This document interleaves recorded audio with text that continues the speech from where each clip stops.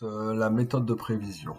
Alors, prenons un exemple. Nous avons ici des années et des salaires nets annuels moyens.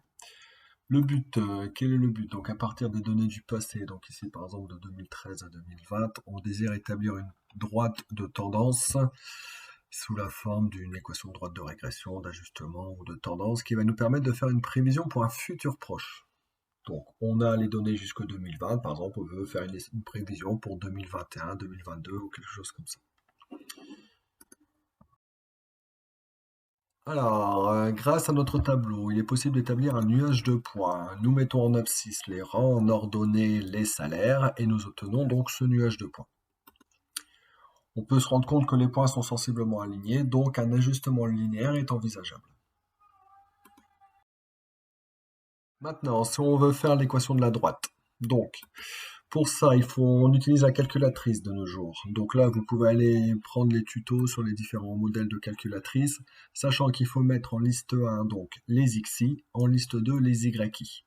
Et ainsi, votre calculatrice va vous donner donc A égale 541,02 et B égale 21 899,39. On obtient donc l'équation de la droite d'ajustement y égale 541,02x plus 21 899,39. Et c'est cette équation de droite qui va nous permettre de faire des prévisions. Pour la suite de cette petite vidéo, on va simplifier les données. On va prendre y égale 540x plus 21 900. On rappelle que x représente le rang et que y va représenter le salaire net annuel moyen. Par le calcul, si on veut faire une prévision par exemple pour l'année 2026, comme nous savons qu'en 2020 nous sommes au rang 8, il est forcément obligé qu'en 2026 nous serons au rang 14, puisque de 2020 à 2026, on rajoute 6 années. Donc 2020 à 2026, on rajoute 6 années, 8 et 6, ça fait bien 14. On connaît x, on cherche y, il suffit de remplacer dans notre équation, et on obtient une prévision à 29 460. Maintenant, déterminons par le graphique la prévision pour 2026. Donc au rang 14, on va se positionner ici sur les abscisses à 14. On monte jusque la droite et on vient lire sur les ordonnées.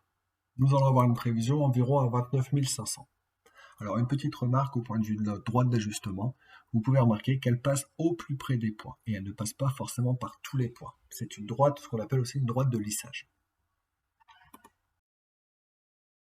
Maintenant, comment faire pour savoir quand est-ce qu'on va dépasser les 30 000 euros? Alors, par le graphique, même chose que tout à l'heure, mais dans l'autre sens. On démarre de 30 000, on va jusque la droite, on descend à 15.